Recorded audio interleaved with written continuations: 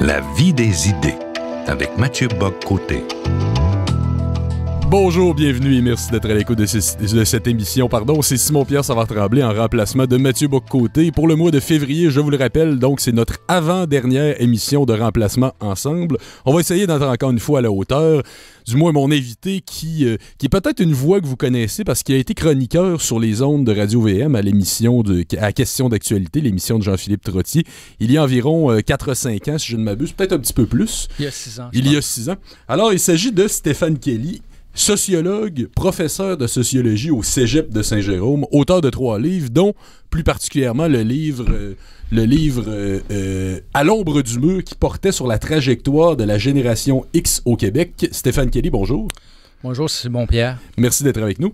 Je suis content d'être ici. Alors, on vous invite donc aujourd'hui pour parler de la question des générations. Parce que les générations, on voit là, qu'il va y avoir une élection bientôt, il va y avoir une campagne électorale qui va être déclenchée peut-être au printemps, on ne sait jamais, mais normalement la date, parce que c'est élection à date fixe selon la loi, sera le 1er octobre 2018. C'est donc, quand on y pense, la première année où les gens nés en l'an 2000 pile pourront voter, en très grande partie. Mais les générations, on a l'impression que tout un monde les sépare.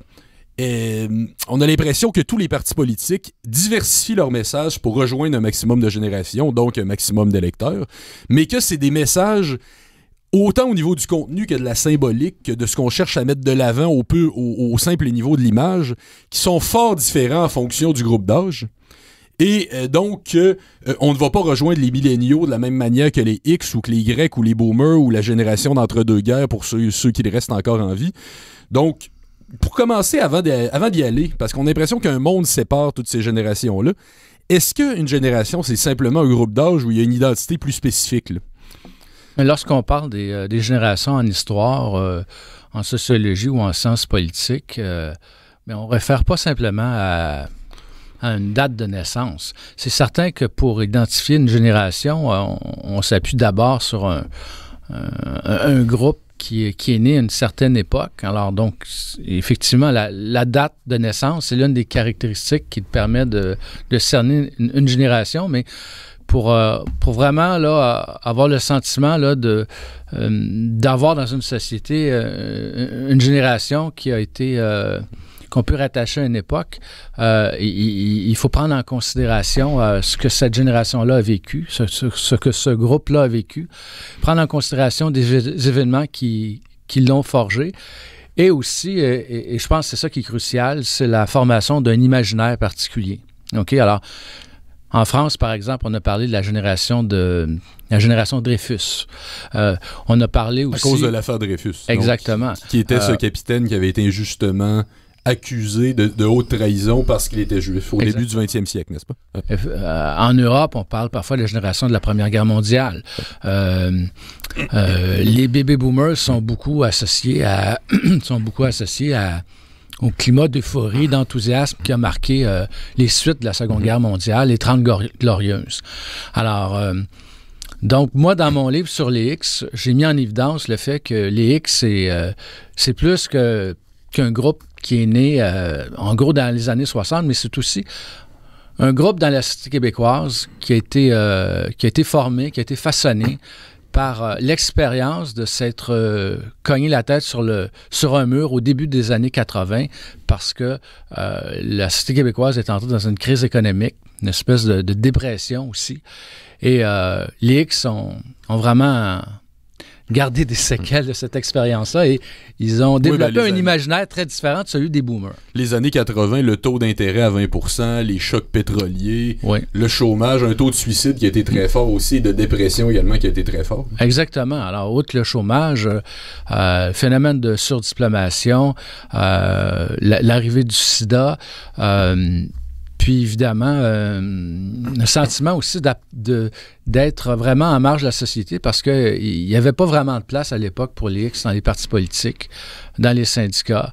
Alors, dans les différentes associations... Oui, ce qu'on a appelé les clauses orphelins, qu'est-ce que c'est précisément? C'est un terme qu'on emploie souvent pour nous désigner ces années-là des X par rapport aux syndicats? Bien, c'est que dans certaines entreprises, on a pour pour embaucher des gens, parce qu'on avait quand même besoin de personnel, on a commencé à rémunérer, par exemple, les jeunes employés à un salaire qui était pas celui des nouveaux auparavant. Alors, on a créé dans les entreprises une autre catégorie d'employés et ces clauses qu'on introduisait dans les conventions collectives, on appelait ça des clauses orphelins. Alors, éventuellement, il y a eu des critiques de ce genre d'astuces-là utilisées dans les entreprises, mais ça traduisait le fait qu'on avait de la difficulté à intégrer les jeunes dans les entreprises, mais aussi dans différentes organisations ou associations au Québec, mais c'était aussi le cas un peu partout ailleurs en Occident. Est-ce que c'est ce qui explique, le fait que le débat sur les générations, cette espèce de point de fracture-là qu'on marque entre les différentes générations, débute justement dans les années 80? Oui, bien, il y a un livre marquant là, qui a été publié au milieu des années 80. Ça s'appelle L'acceptation globale. C'est deux jeunes auteurs qui, aux éditions Boréal, le nom des auteurs m'échappe, je suis désolé, mais c'est un livre marquant là, qui avait vraiment distingué la génération des X, celle des boomers et celle aussi des modernisateurs qui ont vraiment bâti la Révolution tranquille. Et quelques années plus tard, François Ricard a enchaîné avec un livre vraiment là, marquant, là, qui s'est appelé La génération lyrique. En fait, c'est un portrait des baby boomers, qui est un portrait qui était assez dur. Lui-même, baby boomer, François Ricard avait fait preuve beaucoup de sens critique, vraiment, pour nous faire comprendre un peu l'imaginaire de la génération des boomers. Alors, ça a été un livre marquant, puis moi, évidemment, j'ai ajouté un jalon à tout ce débat-là en 2011 avec mon livre sur les X. Justement, vous dites une génération, c'est à la fois un groupe d'âge, mais aussi une forme d'identité qui est construite avec ses symboliques propres. Les boomers et les X, ça commence et ça termine quand? Alors, moi, je propose une périodisation qui est assez simple, là. En gros, les boomers, on peut considérer c'est l'essentiel des gens qui sont nés dans les années 40 et 50 au Québec. 40 au complet, parce qu'on dit boomer à cause du baby boom de l'après-guerre. Oui, mais le baby boom, en fait, Simon-Pierre, il commence autour de 42-43. Alors, ça couvre pratiquement toutes les années 40. Et ceux qui naissent en 40, 41, 42 ne sont pas au sens strict. Ils n'appartiennent pas à la cohorte démographique des baby boomers, mais quand ils arrivent sur le marché du travail au début des années 60, là, il y a vraiment là, des opportunités d'emploi qui sont très bonnes. Alors, ils vont être favorisés par les 30 glorieuses, puis ils vont avoir un destin qui est très près des gens qui sont effectivement nés dans la cohorte démographique des baby boomers. Les X, c'est plus les gens qui sont nés dans les années 60, 70. Statistique Canada considère que les premiers X sont nés en 64, 65, mais l'apparition d'un imaginaire de X, là, moi, je le situe beaucoup plus autour des gens nés en 59, 60. Moi, j'ai connu ça quand je suis arrivé à l'Université de Montréal. Là, je constatais là, la première critique vraiment là, sérieuse qui était déployée contre les X, là, c'était des gens qui étaient nés en 59, 60. Puis là, ils arrivaient sur le marché du travail. Là, puis c'était assez désastreux. Et la génération qui suit, là, on les a appelés d'abord les Y, ou on les appelle aujourd'hui souvent les milléniaux ou les millénarios. Là. Donc c'est synonyme, Y et milléniaux. Oui, exactement. Dans la sociologie américaine, c'est largement synonyme. En gros, ce sont les gens nés des années 80, 90, et les derniers, justement, ils sont nés là, au tournant de l'an 2000. Pensez-vous pas qu'on doit faire quand même une distinction entre les deux, parce que d'abord milléniaux renvoie au nouveau millénaire, évidemment. Moi, étant né fin des années 80 et ayant grandi dans les années 90, par exemple, je suis un Y, mais je pense qu'il y a la distinction, si on veut marquer un point de fracture, vous me direz ce que vous en pensez, c'est l'apparition d'Internet. Je suis né avant Internet. La plupart des milléniaux sont nés après Internet. Pensez-vous pas que c'est quand même une date marquante, un moment marquant qui distingue l'imaginaire des deux? Peut-être, faudra voir. Il faudra s'appuyer éventuellement sur des études sérieuses qui vont s'appuyer sur une analyse des productions culturelles de cette génération-là, de l'expérience effective vécue par cette génération-là. Votre hypothèse, Simon-Pierre, est intéressante. Par contre, il y a une espèce de réductionnisme technologique qui fait en sorte que la question de la technologie, ça serait central pour cette génération-là. Peut-être ça va s'avérer vrai, mais il faudra voir.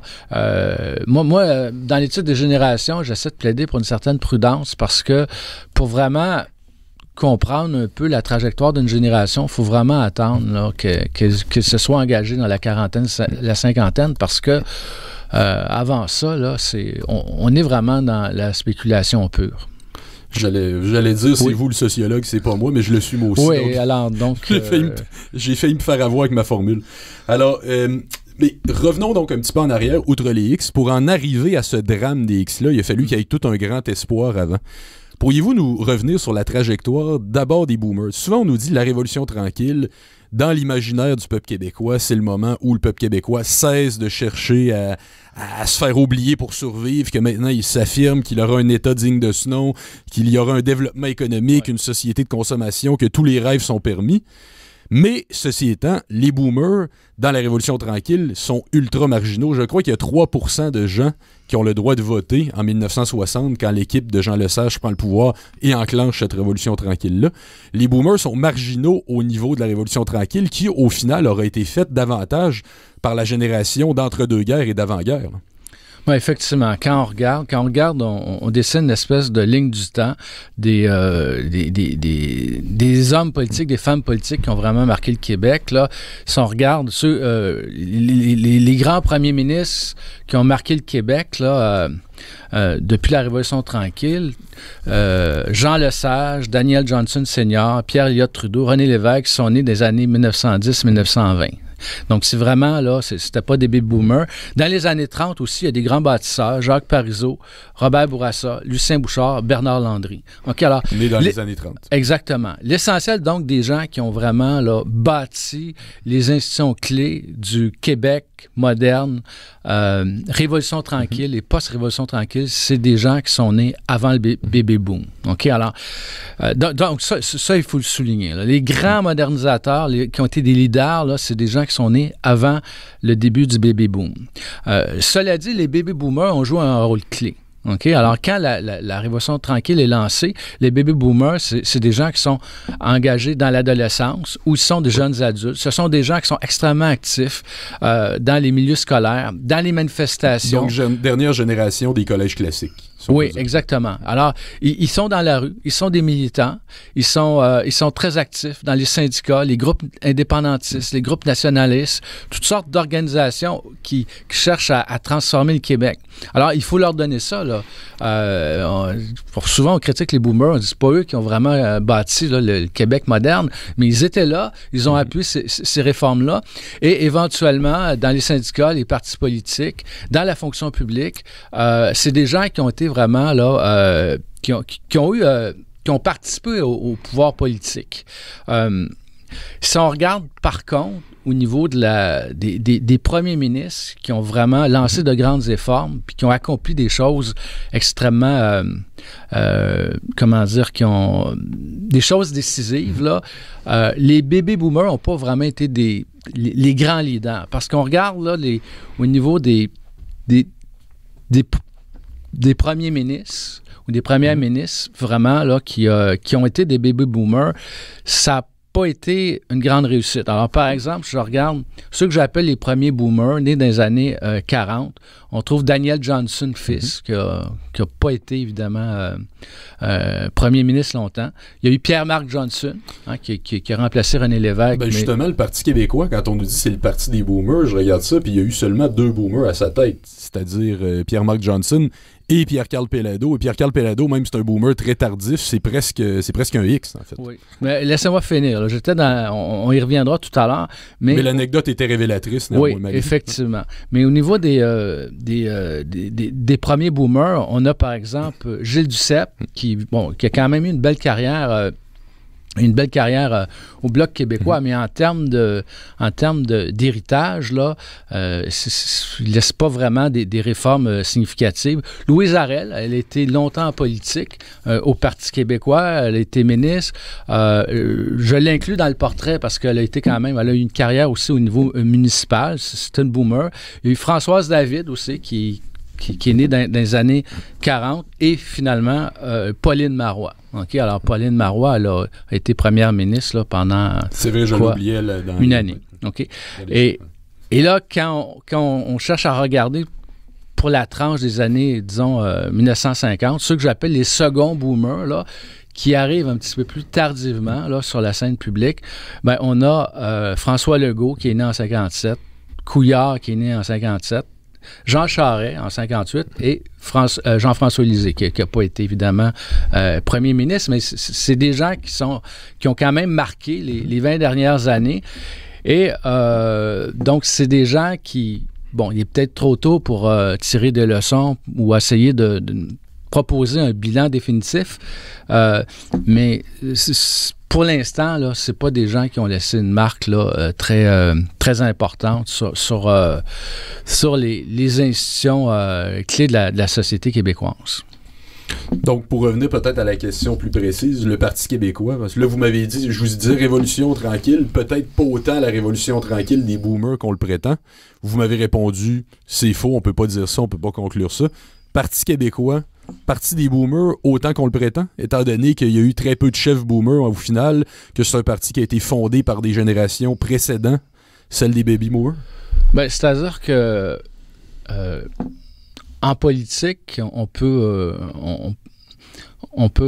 affirmer qu'il y a une génération qui a vraiment là, laissé une empreinte importante là, sur l'évolution d'une société, sans toutefois que le chef ait été membre de cette génération-là. Alors, par exemple, quand on dit que le Parti québécois, ça a été largement un parti de boomers dans les années 60, 70, 80, il y a quelque chose de vrai. Parce que le membership, les principaux lieutenants, c'était des boomers. Par contre, le chef, René Lévesque, ça n'en était pas un. OK? Alors, donc, il peut y avoir, dans l'histoire d'un mouvement politique, d'un parti politique, un mouvement politique qui est fortement véhiculé, porté par une génération, mais sans que le chef lui-même soit vraiment membre de appartiennent à cette génération-là. Je voudrais souligner une chose aussi. Là, on affirme ici, vous et moi, Simon-Pierre, que les boomers, ils n'ont pas été vraiment, en tant que premier ministre ou chef de parti, des gens qui ont vraiment bâti le Québec. C'est plus les gens qui sont nés dans l'entre-deux-guerres. Ça, c'est vrai. Souvent, on va reprocher aux boomers d'être partis avec la caisse, c'est-à-dire d'avoir eu accès à de très bons emplois, acquis une sécurité professionnelle jamais connue dans l'histoire du Québec, avoir eu accès à des retraites pour beaucoup d'entre eux à l'âge de 52, 55, 58 ans. Tout ça est vrai. Par contre, chaque génération, lorsqu'elle entre dans la vie adulte, vit des situations difficiles. Puis les boomers, ce qu'ils ont vécu de difficile, ça, il faut chercher à comprendre, c'est qu'ils ont vécu souvent une rupture vis-à-vis leurs parents, leurs grands-parents, parce qu'ils sont arrivés à l'âge adulte en embrassant des valeurs qui étaient extrêmement différentes des valeurs qui étaient prônées par les générations précédentes. Alors, il y en a beaucoup qui ont vécu une espèce de ce que j'appelle une crise spirituelle, une crise morale importante. Le fait d'abandonner la religion, par exemple, pour eux, ça a été quelque chose d'absolument fondamental. Puis, les X, nous, on a vécu autre chose. On a vécu des difficultés d'intégration au marché du travail, des difficultés là, très importantes pour beaucoup d'entre nous. Par contre, l'espèce de drame spirituel ou moral, il n'a pas été le même que celui des boomers. On reviendra sur les X juste un petit peu plus tard. Faisons le portrait de l'âge des boomers, justement. Est-ce que c'est authentiquement québécois? Parce que là, on nous dit, puis c'est vrai qu'il y a des traits authentiquement québécois là-dessus, au sens où, en 10 ans, nous passons d'aller à la messe à tous les dimanches, ou quand nous n'y allons pas, tout le village au complet va le savoir, puis que M. le curé va s'inquiéter beaucoup de ne pas vous avoir vu dans la salle ce dimanche-là, en particulier. 10 ans plus tard, nous recevons le monde entier, c'est Expo 67, c'est Général de Gaulle qui débarque. c'est un autre monde complètement. C'est une page là, qui pourrait pas avoir plus été tournée. C'est un changement radical qui aura favorisé peut-être même un rejet très brutal de l'ancien Canada français d'antan. Mais est-ce que c'est québécois ou est-ce que c'est mondial? Parce que pendant ce temps-là aux États-Unis, c'est les années Kennedy, c'est les hippies, c'est le mouvement pacifiste, on s'en va mettre des fleurs dans les canons des soldats. Donc partout, il y a une espèce d'âge de l'espoir d'un monde nouveau qui cherche à rejeter le monde précédent. Ben, c'est vrai que ce que vivent les baby boomers en tant que jeunes adultes, ben, c'est une espèce de phénomène d'uniformisation du monde qui est très important en Occident avec la radio, la télévision, le fait qu'on voyage plus, on s'ouvre aux autres cultures. Et effectivement, ce que vivent les boomers québécois, les boomers dans le reste du Canada le vivent. Aux États-Unis, en Europe aussi. Alors, le baby boom, c'est un mouvement là qui est vécu dans plusieurs pays de l'Occident. Okay? Ça a été plus fort au Canada. Cela dit, je voudrais peut-être juste rectifier une chose par rapport à la pratique religieuse. Vous dites, la venue de Gaulle, l'Expo 67, tout ça, une espèce d'effervescence culturelle. La chute de la pratique religieuse, là, sauf erreur, ça apparaît beaucoup au tournant des années 70, début 70. Donc, quand on a eu l'Expo 67, les grandes réformes de la Révolution tranquille, les gens continuaient la plupart des familles continuaient à pratiquer. Alors, vraiment, l'effondrement de la pratique religieuse, ça s'est fait progressivement dans les années 70. Et ça, il y a aussi une particularité québécoise. Je ne suis pas un spécialiste en sociologie des religions, mais j'ai quand même consulté plusieurs études et ce qu'on apprend, c'est que sur le plan religieux, ce qu'on a vécu au Québec dans les années 60-70, dans d'autres sociétés du monde, comme en France, par exemple, ça s'est joué plutôt sur 2-3 générations. OK? Alors, nous, c'est vraiment le caractère extrêmement rapide et abrupt de la rupture sur le plan religieux, culturel et moral. Mais le clergé a tout de même perdu assez rapidement dans la décennie 1960 son contrôle sur les institutions publiques. Exactement, effectivement. Ben, il y a une différence justement entre le fait que l'Église va se revenir dans la sphère religieuse et laisser tout le système de santé, le système d'éducation être pris en charge par l'État et l'expérience religieuse qui était vécue par les Québécois ordinaires à l'Église le dimanche. Et ça, on peut vraiment voir là, que la diminution rapide de la pratique religieuse, ça s'est fait quelques années après le mouvement de laïcisation des institutions québécoises. Donc, ça l'a suivi. Peut-on parler d'une laïcisation dans ce cas-là qui aurait mené à l'athéisation de la pratique, si on peut dire? Est-ce qu'on peut dire que ce rejet de la pratique a été imposé par en haut, ou est-ce que l'Église, finalement, en se faisant enlever les services publics qu'elle contrôlait, n'avait plus les moyens d'entretenir ses fidèles? Comment vous expliqueriez ça? Ben, moi, je pense que ces deux mouvements-là étaient combinés. C'est juste que la pratique religieuse, elle a diminué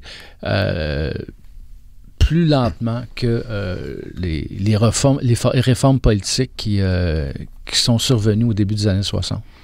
D'autres caractéristiques pour l'âge boomer?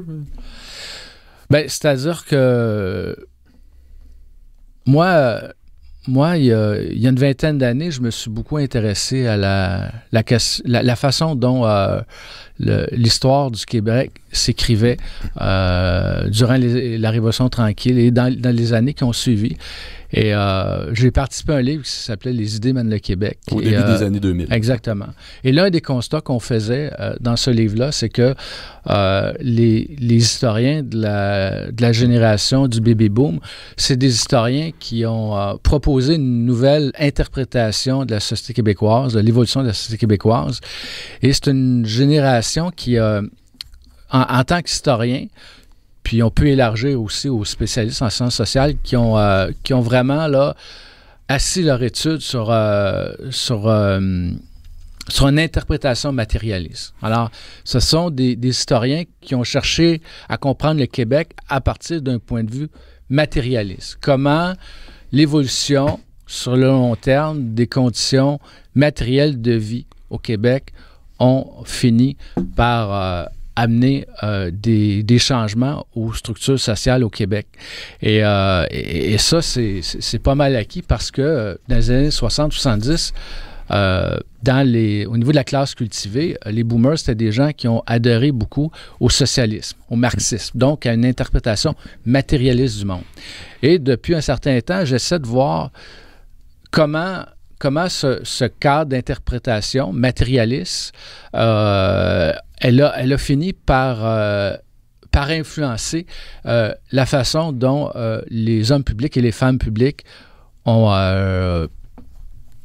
cherché à changer le Québec. Alors, moi, ce qui me fascine aujourd'hui, c'est que la façon dont les boomers ont fait de la politique dans les années 70-80, c'est une façon qui est profondément matérialiste. C'est-à-dire que les hommes et les femmes politiques, depuis les années 70, s'adressent au peuple, s'adressent aux électeurs avec un point de vue qui est très clientéliste. C'est-à-dire qu'on pense qu'on va remporter des élections parce que on va donner tel ou tel service gratuit à telle composante de la population. OK, alors, donc, les enjeux sont toujours des enjeux qui touchent à des sommes d'argent, à des budgets, à des programmes, puis à de nouvelles réformes pour charmer ou séduire telle ou telle composante de l'électorat. Alors, ça, moi, c'est quelque chose qui me frappe, puis on est encore dans cette logique-là. Alors, on dit là, depuis quelques mois dans les médias que là, bon, le relais est en train de se prendre, là, puis les X vont faire de la politique autrement éventuellement, les Y aussi, mais on est encore dans un cadre d'interprétation qui est largement boomer. Alors, vous avez fait une bonne transition. On a fait le portrait d'abord des années lumière. Là, après cette pause musicale, on passe aux années terribles, le grand désabusement de la décennie 1980.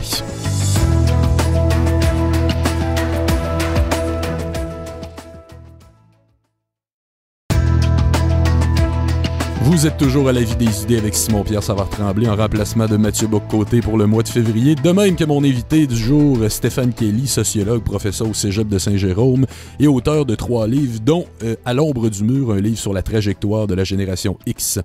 Alors Stéphane Kelly, avant la pause, vous nous disiez le matérialisme qui se met en place dans la pensée boomer se fait dès les années 60 et 70, où là, on construit un État qui serait clientéliste. Donc, c'est une vision qui va pas tout à fait dans le sens de l'espèce d'espoir ambiant.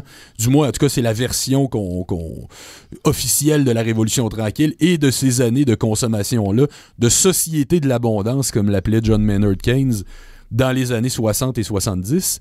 Donc, des années où il y a beaucoup d'espoir. Même dans les productions culturelles, à l'époque, on n'est pas du tout quand même dans le cynisme, la vision un peu cynique, un peu sarcastique que vous employez pour décrire ce matérialisme-là de la vision politique des boomers. On chante le début d'un temps nouveau dans les années 70. Si on pense aussi à toutes les chansons des Beatles, des Rolling Stones, de Bob Dylan, sur le temps de la paix, sur le fait que, bref, on tourne la page sur la vieille façon de faire.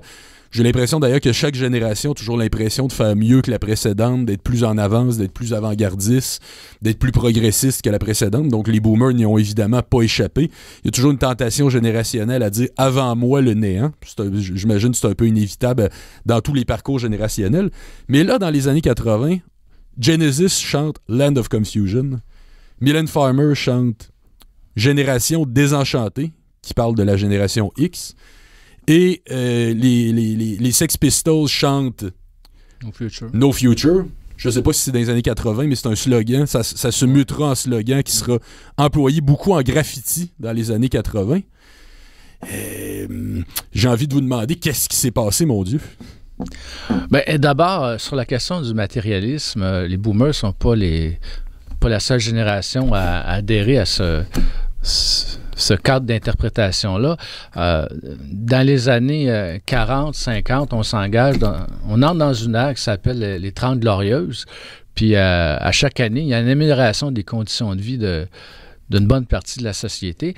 Et les boomers comme génération vont vraiment entrer dans cet univers-là, ce monde-là, puis en voulant l'amener le plus loin possible, notamment en embrassant le socialisme. Certains vont embrasser le communisme, jusqu'à temps qu'au milieu des années 70, qu'on s'aperçoive que le communisme et le marxisme, c'est une impasse totale quand on découvre la réalité de tous les jours des gens qui vivent en Union soviétique, par exemple. Alors, beaucoup de boomers, ils sont au début de la trentaine, puis les idées qu'ils ont embrassées sont discréditées. Alors, il y en a beaucoup qui vont se repositionner, ou en tout cas chercher une idéologie de remplacement, une utopie de remplacement, puis ça va être dans une espèce d'utopie mondialiste, une espèce de libéralisme qui pourrait permettre à la société de trouver une certaine cohérence. Et donc, on va voir beaucoup de boomers qui vont troquer le maoïsme pour le libéralisme. En quelle année? En quelle décennie? Ben ça se fait progressivement là, durant les années 80, de sorte que au Québec, on va se lancer beaucoup là-dedans. On va parler du Québec Inc. On va faire l'éloge des hommes d'affaires, des capitaines d'industrie. Alors, il va y avoir une espèce de sympathie très forte pour le libéralisme, le mondialisme. Et pour beaucoup de boomers, ben c'est intéressant parce que la plupart d'entre eux, ils ont des emplois, ils ont la sécurité d'emploi. La sécurité professionnelle, et puis le libéralisme, ça permet aussi de défendre d'une façon égoïste ses privilèges, puis ça te permet de dire, ben moi, je vais travailler fort pour ce que j'ai, puis faites la même chose. Alors, donc, c'est un message qu'on envoie aux plus jeunes en voulant dire, là, le gouvernement ne peut pas satisfaire toutes vos demandes, puis il faut être réaliste. Alors, on est vraiment dans les années 80, là, dans une transformation là, des principes de base de la société, où on est encore dans une vision très matérialiste en politique. On cherche à satisfaire, à séduire des clientèles. Et puis, on est dans des campagnes électorales où on promet constamment des bonbons à telle ou telle composante de l'électorat. Mais c'est une espèce de fuite en avant parce que il y a autre chose dans la société que simplement la croissance économique. Ben justement, parlons du contexte mondial. Les années 80, c'est Margaret Thatcher en Angleterre, c'est Ronald Reagan aux États-Unis. Même le socialiste François Mitterrand en France, rapidement, constate que son programme social, son programme d'intervention de l'État ne fonctionnera pas, du moins qu'il n'est pas dans l'air du temps, donc se convertit à l'austérité budgétaire, ben, en fait la rigueur budgétaire si vous préférez. Partout dans le monde, c'est la révolution néolibérale, où on nous dit l'État-providence s'est effondré. Il faut assumer que l'individu a vocation à être un individu, justement, et non pas seulement un membre d'une société, mais non pas seulement une espèce d'atome dans un filet social, dans un système de solidarité collective. On n'a pas les moyens de faire ça. Il faut que chaque individu soit responsable, qu'il s'occupe de ses propres affaires, parce que de toute façon, l'État n'a pas réussi à s'en occuper.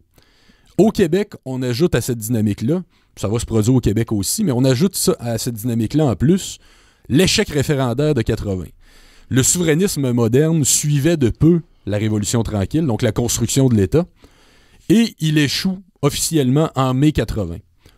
C'est un cocktail explosif quand même, tout ça ensemble au Québec. Là. Oui, effectivement. Dans la façon dont vous dépeignez le tournant vers le néolibéralisme des années 80, vous avez oublié quand même un acteur important, c'est Clinton. Okay? Alors, bon, évidemment, il va y avoir Reagan qui va lancer tout le projet de libre-échange avec le Canada. Clinton arrive là, autour des années 90, mais Bill Clinton va incarner une espèce de progressisme souriant, favorable à la mondialisation, hostile au protectionnisme. Un peu comme Tony Blair en Angleterre. Oui, et comme Mitterrand plutôt en France. Alors, donc, tout ça, là, ça va vraiment, là, ça va transformer beaucoup la façon dont on va comprendre notre avenir collectif au Québec.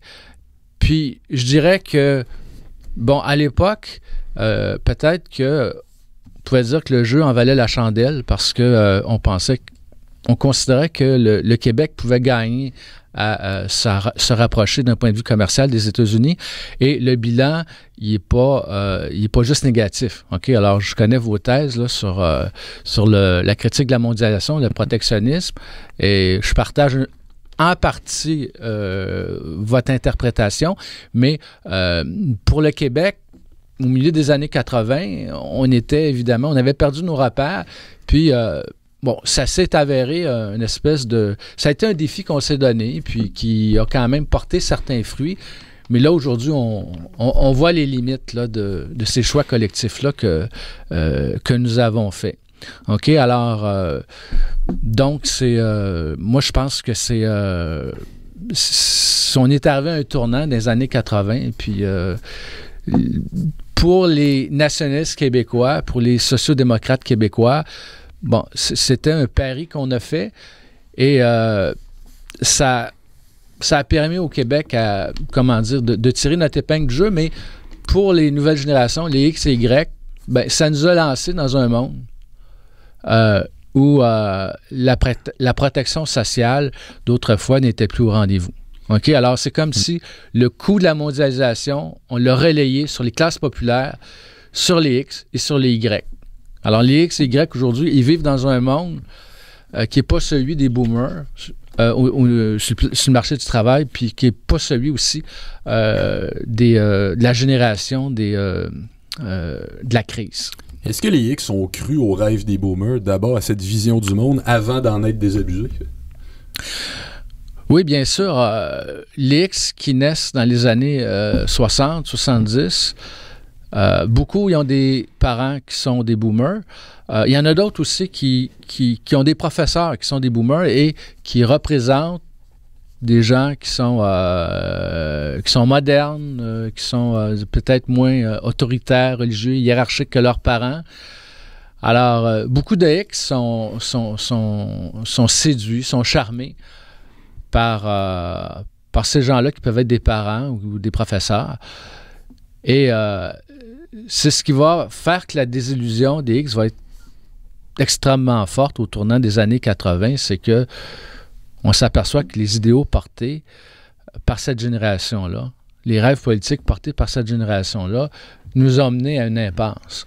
On s'aperçoit aussi au début des années 80, il y a beaucoup de boomers qui, dans les institutions, vont refuser de faire preuve d'altruisme lorsqu'il y a des négociations de conventions collectives pour aider les jeunes travailleurs, pour permettre aux chômeurs d'être embauchés dans les entreprises. Alors, il va y avoir une prise de conscience chez les X qu'on a beau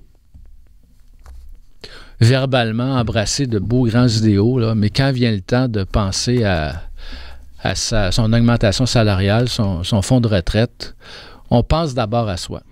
On dira des X que c'est une génération individualiste, que c'est une génération qui est convaincue, elle, qu'elle ne doit rien à personne, parce que personne n'est venu en aide. Personne n'est venu lui donner le coup de pouce nécessaire. L'État n'a pas été au rendez-vous. Le filet social n'a pas été au rendez-vous. Donc, on dit d'elle que quand on parle à ses membres, ils vont toujours être très fiers de leurs accomplissements personnels, étant convaincus qu'ils l'ont fait par eux-mêmes. Autrement dit, qu'ils y sont parvenus par eux-mêmes sans devoir quoi que ce soit à quiconque. Pourriez-vous nous faire le portrait, peut-être, de cette génération-là de manière globale, les gros traits, si on peut dire? Un portrait des X? Oui, s'il vous plaît. Parce que je vous ai fait déjà la caricature, si on peut dire. Maintenant, est-ce qu'il y a du vrai, est-ce qu'il y a du faux? Comment... Mais quand on dit que les X sont une génération plus individualiste que les boomers, il y a sans doute un peu de vrai, mais je serais porté à dire aujourd'hui, on vit dans un monde qui, avant tout, nous pousse à être individualiste, à penser d'abord à soi. Alors, on est tous dans le même bain aujourd'hui.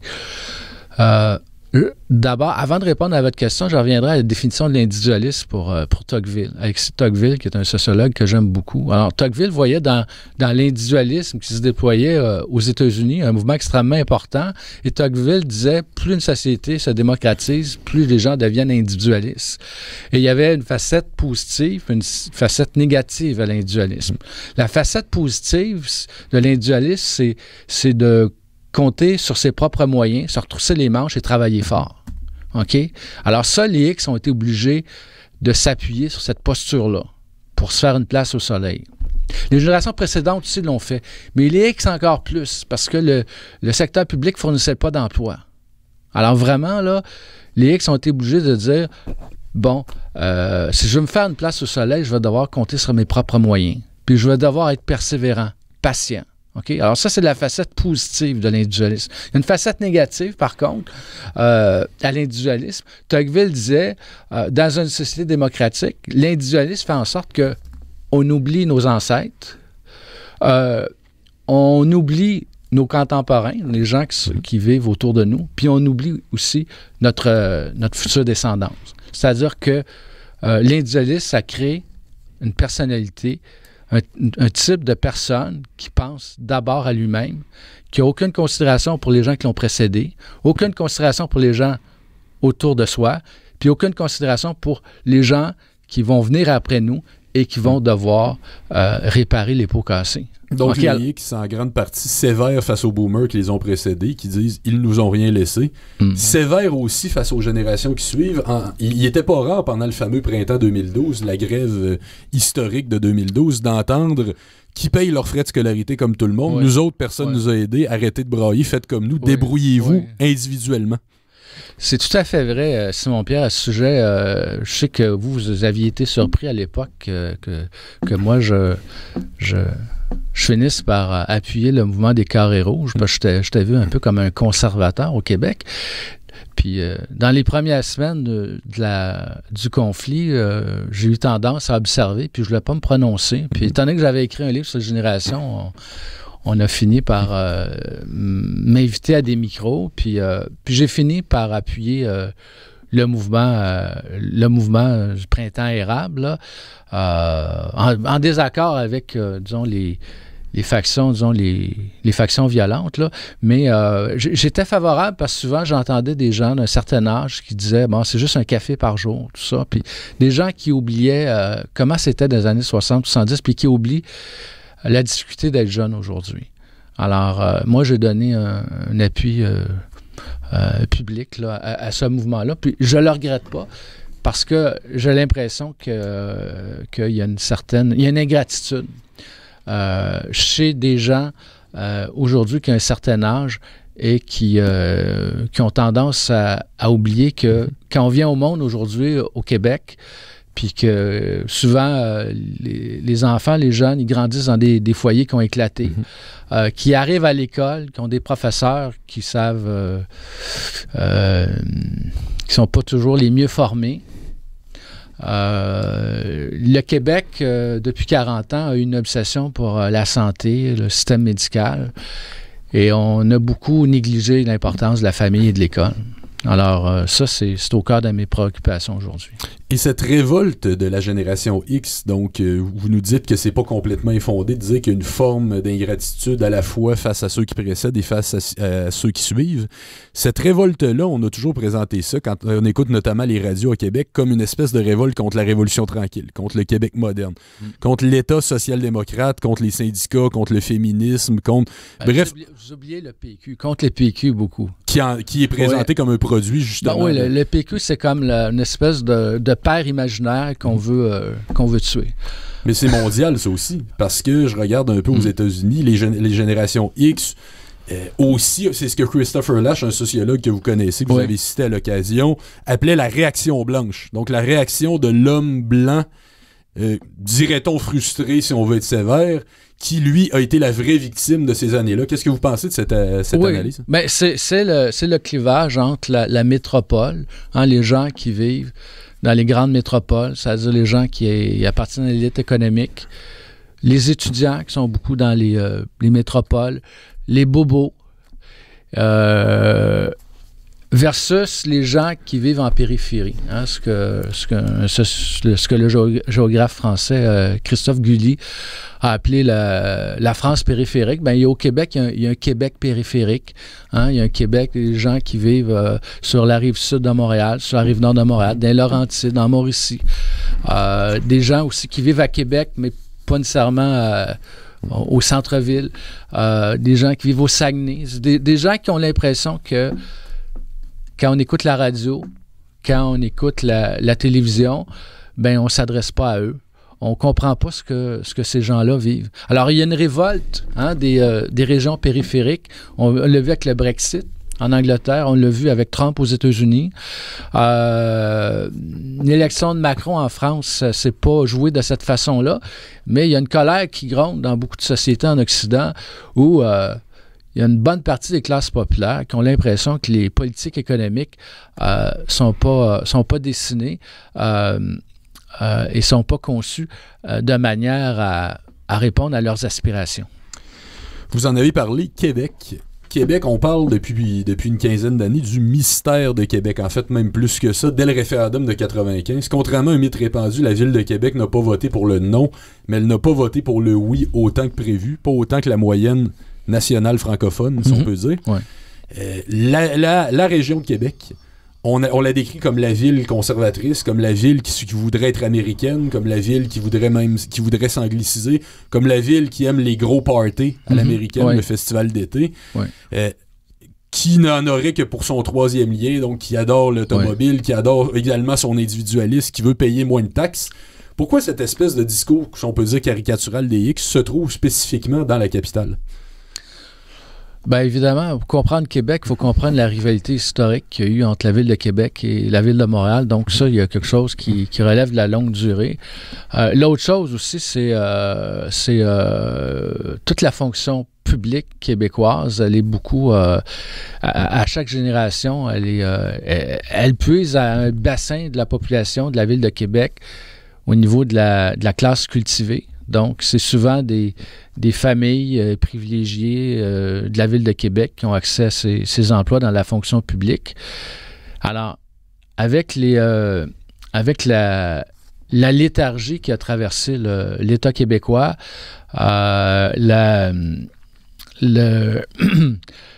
déclin aussi de l'État-providence québécois, ben, pour les gens de la Ville de Québec, la voie qui était celle du travailler dans le secteur public était fermée pour beaucoup de gens, beaucoup de familles. Alors, je pense que c'est un terreau qui était favorable au déploiement d'un certain ressentiment, à l'expression d'un certain ressentiment vis-à-vis l'État québécois, mais vis-à-vis aussi les différents symboles qui entourent l'État québécois, comme évidemment le Parti québécois, l'idéal indépendantiste.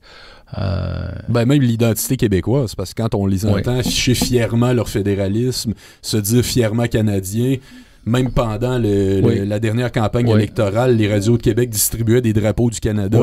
Oui, effectivement. Il y a une espèce de fédéralisme qui est plus décomplexé en Ville de Québec. Remarquez, depuis quelques années, il y a aussi commence à s'affirmer une critique du multiculturalisme dans la Ville de Québec. Alors, la situation à Québec actuellement, elle n'est pas tout à fait la même qu'il y a 10 ou 15 ans. Donc, ça va être intéressant à observer lors de la prochaine campagne électorale, comment tout ça va jouer.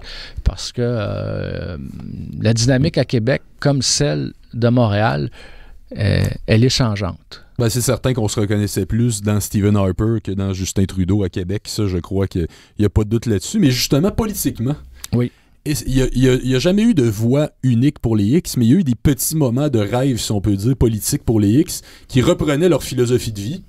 C'est-à-dire le moins d'impôts, le moins de taxes, le moins de programmes, le moins de contributions collectives, si on peut dire. Ça a été notamment l'ADQ, l'Action démocratique de Mario Dumont, qui a fait un malheur dans la génération X. Pourriez-vous commenter ce phénomène-là? Puis aujourd'hui, la coalition Avenir Québec, de François Legault, si on peut dire. Oui. Il y a différents moments où il y a eu des X qui ont semblé prendre le relais pour essayer d'amener, une nouvelle couleur à la politique québécoise. Puis je dirais que ça a commencé un peu avant. Lorsque l'accord du Lac-Meech a commencé à battre de l'aile, là, il y avait des gens autour de Mario Dumont, donc il y avait une espèce de courant dissident, des gens qui voulaient forcer Robert Bourassa à aller dans le sens d'une plus grande affirmation nationale du Québec. Et c'est des gens qui étaient dans l'aile jeunesse, qui étaient... du Parti libéral. Qui étaient, je dirais, des libertariens, en tout cas des gens très critiques vis-à-vis l'État québécois.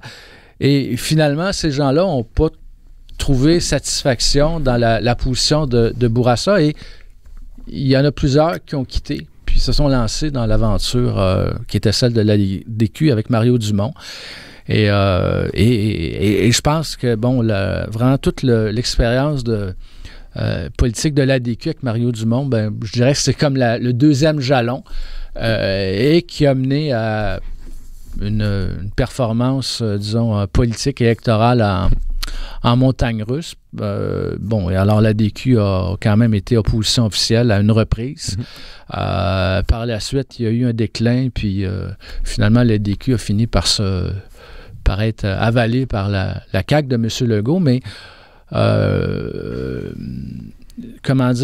Mario Dumont a connu une ascension politique assez fulgurante à un moment donné, et il y a eu une espèce de... il n'a pas réussi.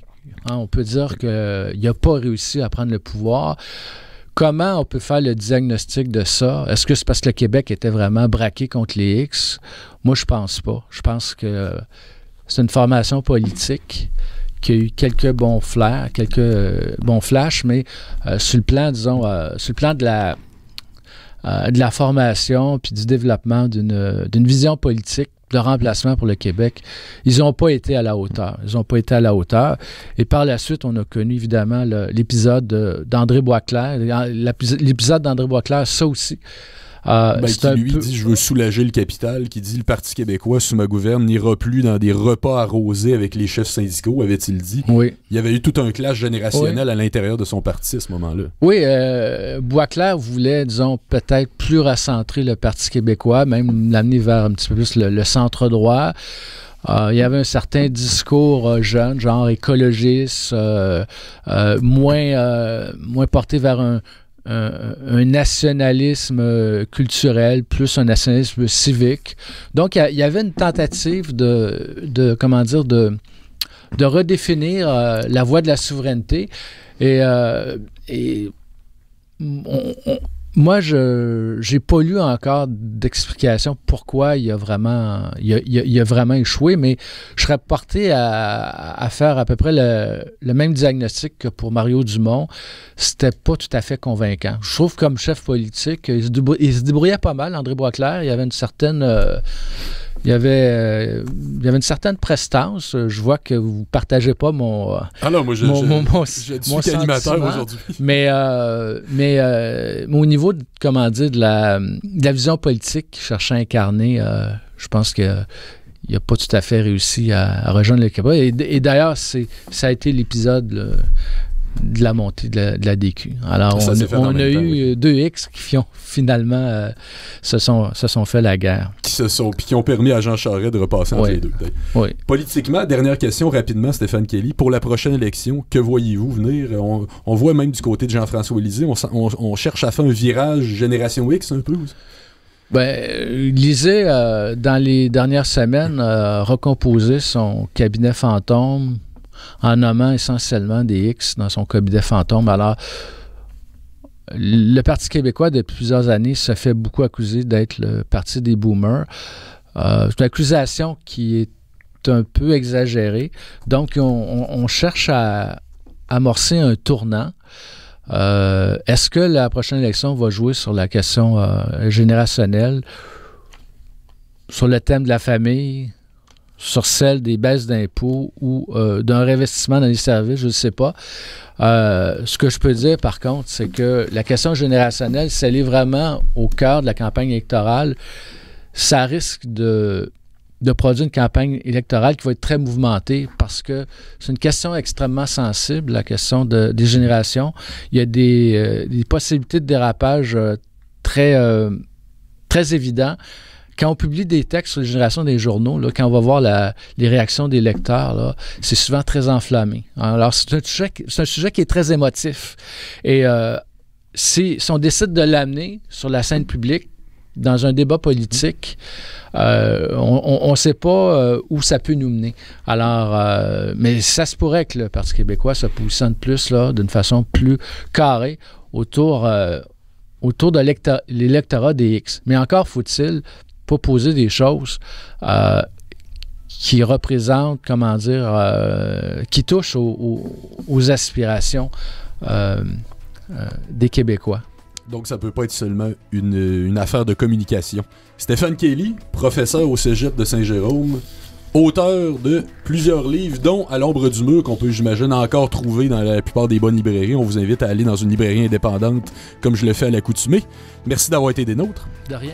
D'ailleurs, je me souviens, votre livre, je l'avais lu peu après la fameuse vague orange, quand le Bloc québécois venait d'être décimé. Ça m'avait apporté un certain éclairage. Alors, Stéphane Kelly, merci d'avoir été des nôtres. Chers auditeurs, également, merci d'avoir été des nôtres. Je vous retrouve mercredi dans le cadre de ma chronique à questions d'actualité, de même que vendredi à mon émission Économie et Société à 11h. Et pour la vie des idées, la prochaine émission aura lieu dans une semaine pile, même heure, même poste. Je recevrai Jacques Mascotto, spécialiste du stalinisme.